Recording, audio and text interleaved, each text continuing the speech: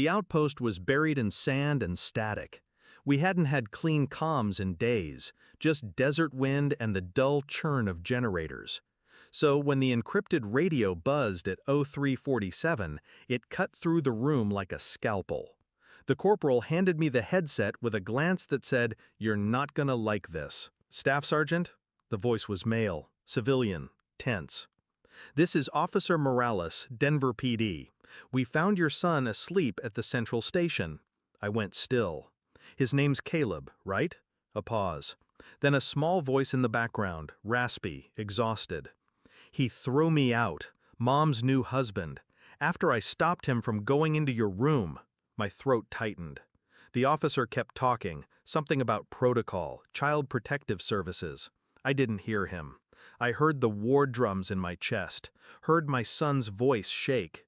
Behind me, my commanding officer stood up slowly. "You're going home," he said.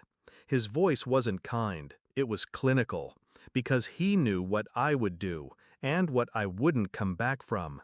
I had trusted her, not blindly, not completely, but enough to leave my son in her care while I stared down insurgents and landmines. She called me a ghost long before I deployed, said I was always somewhere else, but I never missed a single call to Caleb, not one. She said things were good back home, said he liked the new guy, said they were bonding. I believed her. The messages stopped a few months into the tour. She said Caleb was growing distant, that it was just puberty. I swallowed it. I should have known silence was never neutral. It's a weapon, and she used it with precision. I landed stateside without ceremony, picked Caleb up from the station myself. His face was thinner, eyes guarded. He didn't say much, but I didn't need words, just facts. I called my lawyer before we even left the airport. Had him pull the home security feed, something she'd forgotten I'd wired into the house. The cameras were still synced to my cloud. What I saw wasn't abuse, not outright, but intent hides in posture.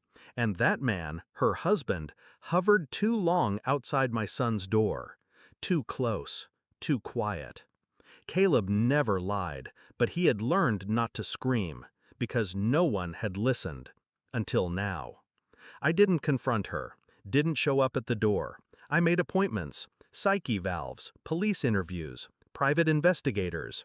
She had painted me as absent, but I was never gone, only waiting for the right angle. And angles, like people, can break.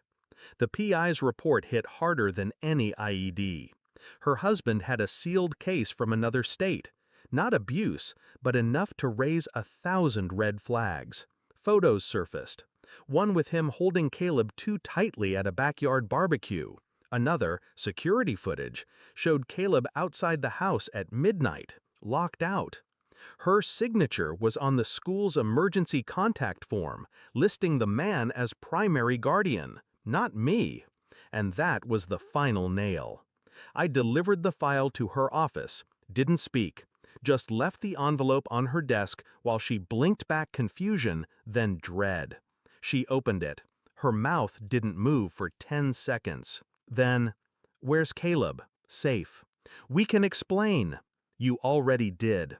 I turned and walked out before her lawyer could draft the apology. Family court was silent when the footage played. Caleb testified, calm, deliberate, not coached, just ready. He told them everything. The nights he locked his door, the silence after speaking up, how she told him not to make drama. The judge didn't even look at her when he signed the custody transfer. Full, permanent. She cried, not for what she lost, but for the image she couldn't repair. I didn't speak to her once, not in the courtroom, not outside. I sent her a box later. Inside, every Father's Day card Caleb ever made, the ones she kept from me. I had scanned them all. On top was a note. "You tried to replace me. He never let you."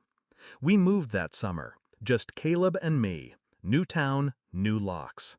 He still flinches when someone raises their voice, but he sleeps through the night now. And sometimes, when he doesn't think I'm looking, He laughs like a kid again. I don't miss war, but I understand it. Some battles don't end with surrender. They end with silence. And silence is exactly what she has now. She weaponized my absence, but never expected that I'd return with evidence instead of forgiveness.